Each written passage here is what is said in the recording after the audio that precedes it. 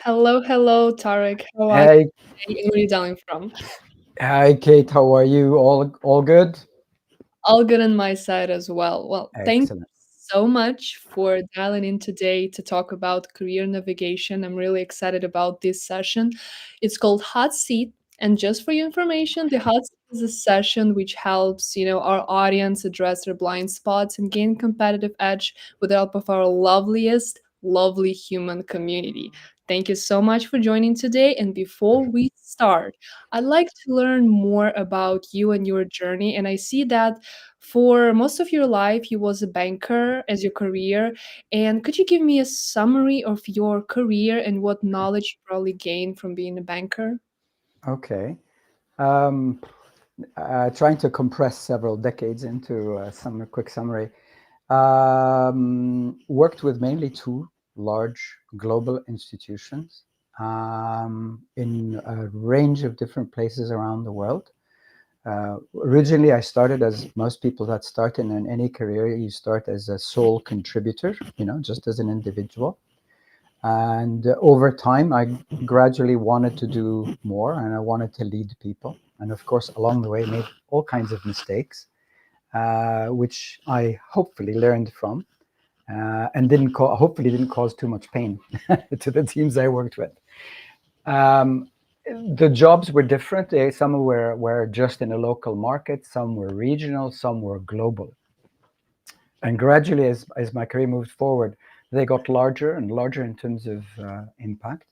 And I'll probably talk about one of them in particular at one stage because it was an important step, if you will, or transform part of my transformation. And the thing that I take away, you said, what experiences did you learn? It was never about technical stuff. It was about, I think, the most important thing for me was relationships, and relationships that are not only with your colleagues and your team, because they were brilliant, they were fantastic teams that I worked with. I loved working. That's probably the most valuable thing to me. The friends and teams that I worked with, I hold them in their heart. I learned from them. They inspire me to this day, you know.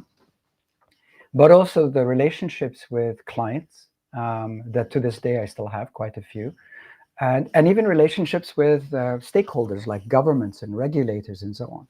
So I think if you approach in any industry the ecosystem that's around you, and this is part of my learning, that journey in the banking space, in any industry, if you look at your ecosystem and you look at different parts of it, even your competitors, there's no reason for you not to want to work with your competitors, collaborate with them on certain things, right?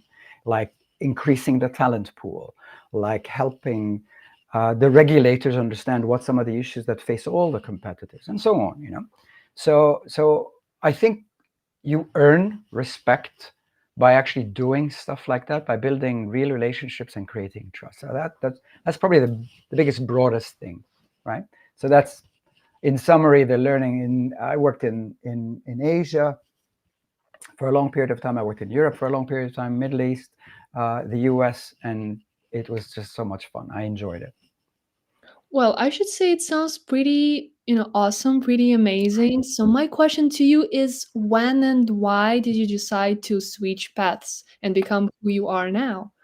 Okay, there was probably a pivotal point, and it was probably the largest, one of the largest roles or jobs that I had, um, and it was with the last bank that I worked with, and 9 months, 8 months, whatever, into the job, I lost my confidence, and I had never ever lost my confidence before. I completely just, why am I here? Why am I doing this? Etc. Etc. Etc. And I give immense credit to my boss, Karen, at the time, who basically suggested, why don't you work with a coach? And so I was incredibly fortunate to work with a gentleman called Brian Bowerly, who founded the Asian Leadership Institute. And Brian did some amazing things. He basically gave me the space and allowed me to open different doors, and look inside. And he allowed me to sort of rewire myself, or he not allowed me, he helped me find the tools to rewire myself. And I think in that process there was quite a few things that came about. You know, for example, I realized I became much more aware of what was going on inside. I used to, you love this. I used to think that the value of me as a person came from a link to whatever the outcome was. So if I achieved this, then I'm valuable. If I didn't achieve it, then I'm not so good, right? And of course, that puts huge stress and anxiety on it. And then I realized, wait a minute, I'm not just a banker. I'm not just a leader in this organization. I'm a father, I'm a brother, I'm a husband, I'm a son, I'm a friend. And to some extent, those are probably more important to me than a job. So it helped you realize what's important, right? So that was the first thing. It increased, it also increased my awareness of my surroundings and myself, my emotions and everything like that.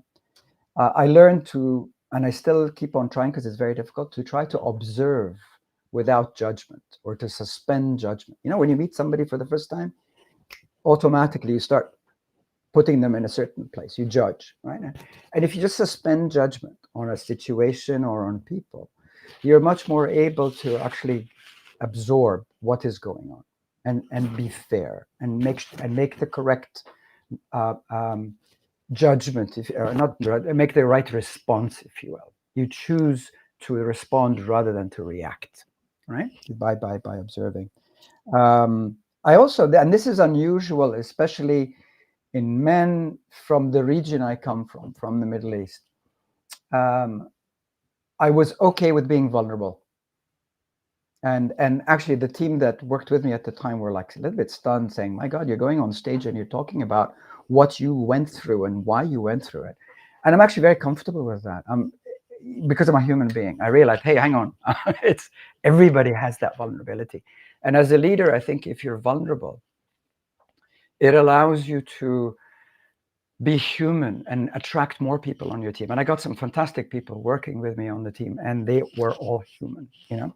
Um, this process moved forward, and I left the bank, or left banking in general, and I did a sabbatical, and I started traveling. I went to Tibet, and I went lots of different places, and I basically brought back a lot of curiosity into my space, and that allowed me to find my purpose, which was helping other people unlock their potential.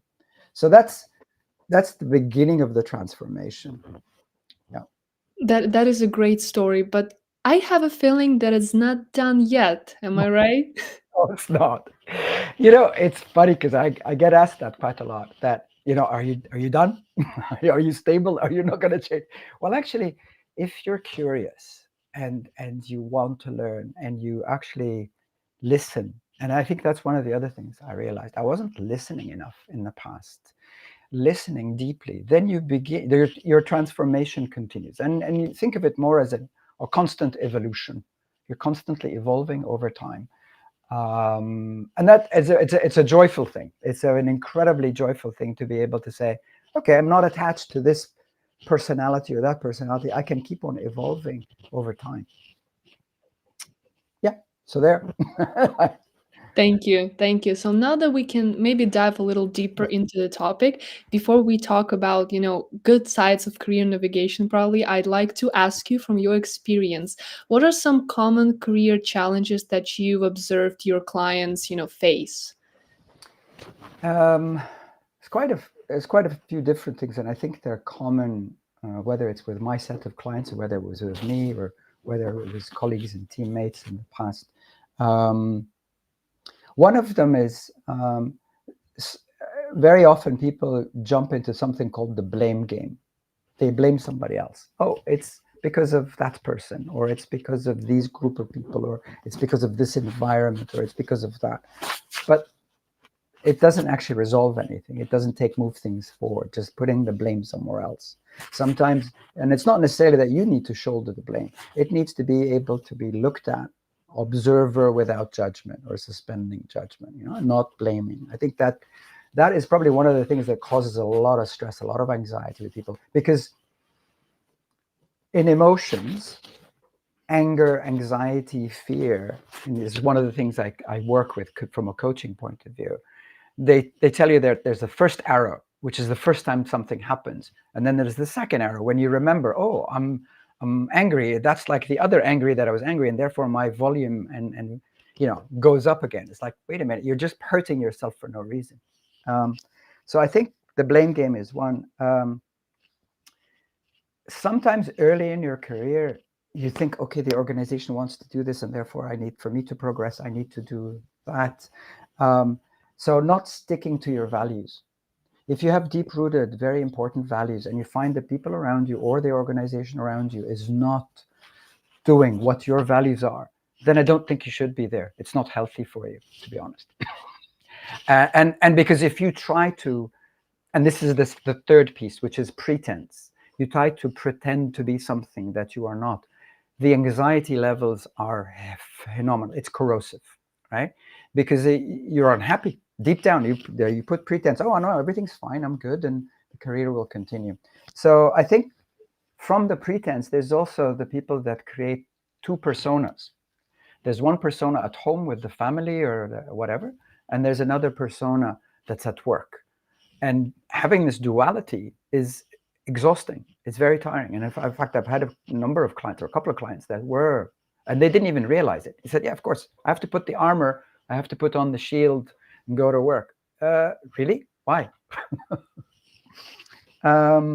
So I think pretense, the blame game. Oh, the other one is that a lot of people keep on saying, oh, but I was never given the opportunity. So owning your career path is a very important. You own it. Nobody's going to do it for you. Nobody's going to go out of their way and serve it on a silver platter saying, here you go, Kate. It's all ready for you to just press the button. I wish.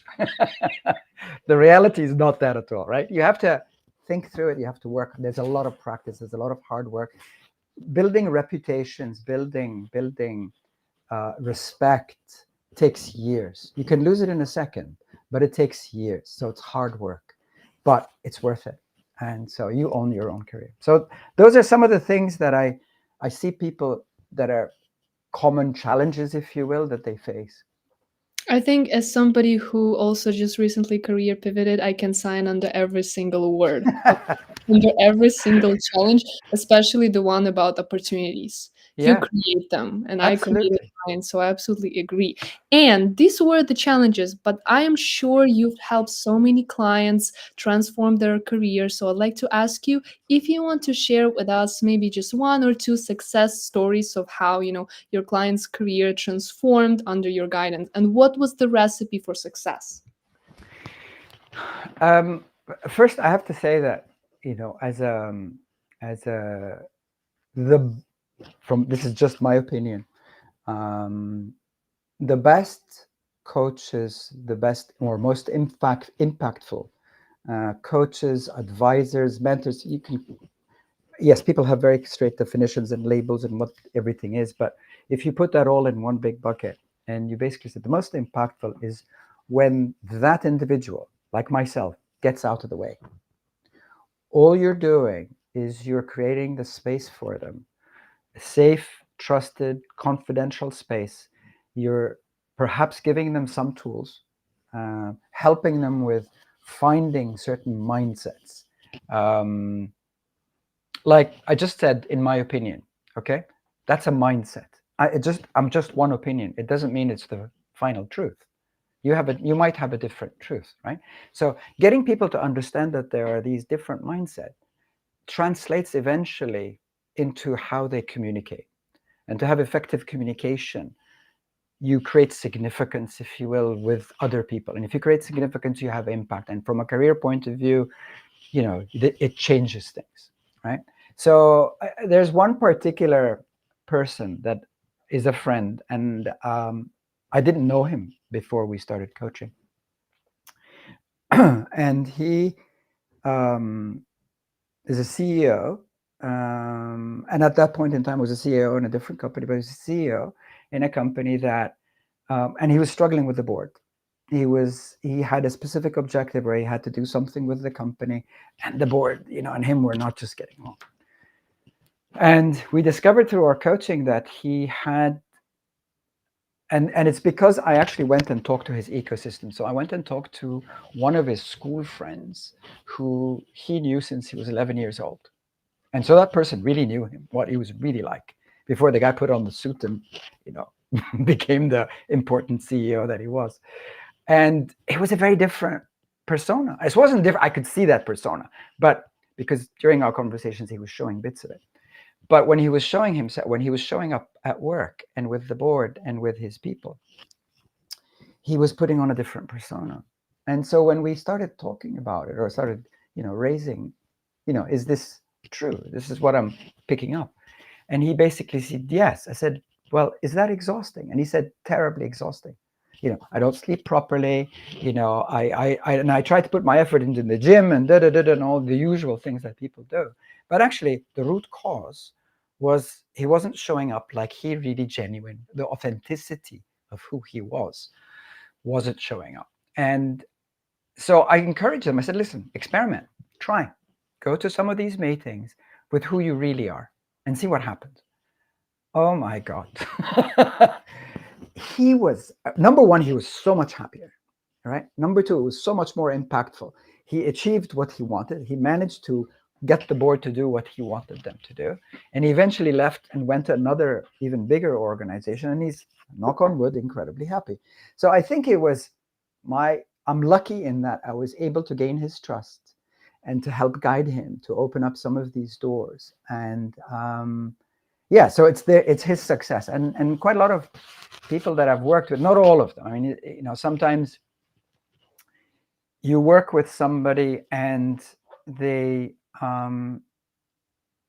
their organization had suggested, like in my case, you should work with a coach. Now, I was open to that. I wanted to change. I wanted to see a different path, possibly. So if the person coming to a coaching session with whoever it is doesn't really have the intent, and the intent is very important, to want to change something. Now, it doesn't mean, and I think this is a mistake. A lot of people think that, oh, you have a coach because you have problems or you have things that need to be fixed. Not true at all. That might be the case in some cases. But in a lot of cases, people that are very successful, I mean, look at tennis players. Look at some of the top superstars in any profession, right? A lot of them have coaches that help them strengthen their resolve and their ability and help guide them to get to the next level, right? So I think that's an important point to make, in that the people that come, if they have the intent to really transform, then magic happens, right? Because they're willing to adapt, they're willing to change. And there's the other big fallacy that sometimes people have is, oh, I'm born like this and this is how I will always be, and my mindset is hardwired and da da da da da da. The reality is, in science, this is not gobbledygook or whatever. In science, in neuroscience, there's something called neuroplasticity, which means if you have the intent and you begin to practice a particular thing, you create new neural pathways, which then replace some of the other, or potentially are created new ones, and that becomes your new behavior. And you can work on things like this till the day we die. Yeah? Neuroscience and neuroplasticity is nothing to do with age, is nothing to do with where you were born, how, where you work, or any of that stuff. And actually changing your mindset and attitude is quite critical, in my view, my opinion. So there have been, I mean, the kinds of people I've worked with have been from junior people all the way to very senior people, men, women, all over the world, different industries. And I'm honored to have worked with all of them, to be honest. That's great. And I actually wanted to say you made such a great reference about coaches who coach athletes. And you mentioned that it's not just about operational tools on how you can, physically get better. You have to completely transform your mindset. And it's about every single aspect of your life to actually get to the next level that you want to get to. And that's what coaches do. And I really like this. I can add one thing you reminded me, Kate, is that in the time that we're in, there is no blueprint, right? If you're whether you're an entrepreneur and you're creating a business, whether you're an employee, junior, senior, whatever, if you're even a public official for that matter, there isn't a blueprint of how we should navigate the world going forward, right? And the world is complex. You look, it's even more complex than it was, 10 years ago, let alone 50 years ago. And so being able to make sense of it all and chart a course for yourself, and even have resilience. So I think that's key, that resilience, being able to basically withstand whatever the ocean throws at you, you know really, and say, okay, fine, then okay, let's surf. If the waves are big, time for surfing. If or if it's calm, maybe it's time for fishing, whatever. What I'm saying is that by having a coach, the coaches generally hold up a mirror to you. They basically show you what's going on, and then you decide what is it, what aspect. And you can't change. It's not a recipe where you press a button and everything changes. You need to work. If there's more than one issue, you work at them one by one, right? And small little successes or movements forwards are worth celebrating. It's like it's like you are looking at yourself as an observer and saying, good job, Kate, you did really well. And that's important, because that gives you reassurance and gives you confidence, and you move to the next step, and so on. And I love seeing that in people. I love seeing the confidence. I love seeing the openness. I love seeing the smile come back. And actually, the reason I wanted to start, I didn't mention this, but the reason I wanted to work with CEOs and boards and people at the top level is, if you're able to transform a leader in an organization to something that is better, that is more human, then their impact on thousands of families is far greater, right? It doesn't mean you need to also work at all levels, right? But if the top, the leadership, if you will, is more aware of their impact, then they will guide and lead carefully. They will also get out of their way and let their teams lead, which is fortunately what happened in my case, in my life, my career as well. Actually, it pretty well leads to my last question to you before we wrap up, because I really want to ask you. I saw from your experience that your approach seems to integrate, personal and professional growth. And I want to ask you, how is personal growth important when you're trying to navigate your career? Because I feel like that is just as important as professional growth, but some people, when they think of changing their career, they just neglect this factor. Yeah. um, I think it's vital. I agree with you. I think it's not it's critical, because I have um, seen people who have degrees through the wazoo. I got this, I got that, I got that, and they're plastered all over the place or whatever, but they're not happy, and they're still searching, right? And so I think dealing with the person, the human, the person inside, and sometimes getting, I mean, all of us will have voices in our head saying, oh, do this, don't do that, don't forget this, etc. It's sometimes called the monkey brain. So the monkey's in there talking a lot, chattering, da, da, da, da, trying to distract you. Give it a banana. Let it actually do something different. Count, breathing, meditation, do something, right? And I think there are a lot of different things that you can do that we touched on, learning about effective communication, learning about emotion, learning about, I've written down learning about awareness, and all of these different things. And if you're able to begin that journey, because that journey never ends, as I mentioned, learning about personality, um, all of these things then help you to perhaps be wiser, right? And I think that allows the person then to select their path, because maybe you're in the wrong place, wrong institution, wrong country. I say wrong. it is not the ideal one for you. I shouldn't judge in terms of it being wrong, right? But I think sometimes also people say, you know what, I'm happy here, I'm content, and that's great. And but also it's sometimes worth challenging yourself. In my case, I every 3 years, 3 to 4 years, I would challenge myself. Say, I'm getting too comfortable. I might get stale. So let's go to something else. And I think encouraging people, getting that resilience to say, why don't we experiment, try a little bit, something new, something different, something I haven't tried before, or maybe nobody else has tried before. And there's no such thing as a bad experience in my view. Um, there's learning opportunities. I mean, I've had some of the fantastic bosses, but I've also had some of the worst. And I learned a lot from the worst because I promised myself I will never, ever be like them. You know, so there's great experiences to be learned all around if you think of that. So I think, you know, it's a constant journey. It's one that if you approach it with a curiosity, you know, with a sense of curiosity and a sense of don't take yourself seriously. I definitely don't.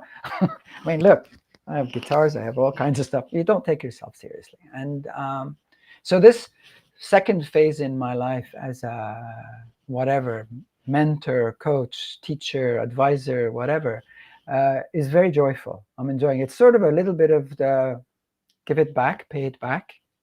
And I feel I'm growing from the interactions that I'm having with people. So that's it. Thank you. That's a great wrap up. Thank you so much, Tarek, for this Thank you, wonderful Kate. conversation. Pleasure I talking. feel like we can just take this video and easily break it down into so many inspirational quotes on career navigation. And I really like this. So I feel our audience enjoyed this conversation just as much as I did. So I if you hope so. do, I hope it was feel useful. free to reach out to Tarek and help you with your career navigation. I'm looking forward to see you thriving in our community. Thank you. Thank you. Thanks, Kate. Take care.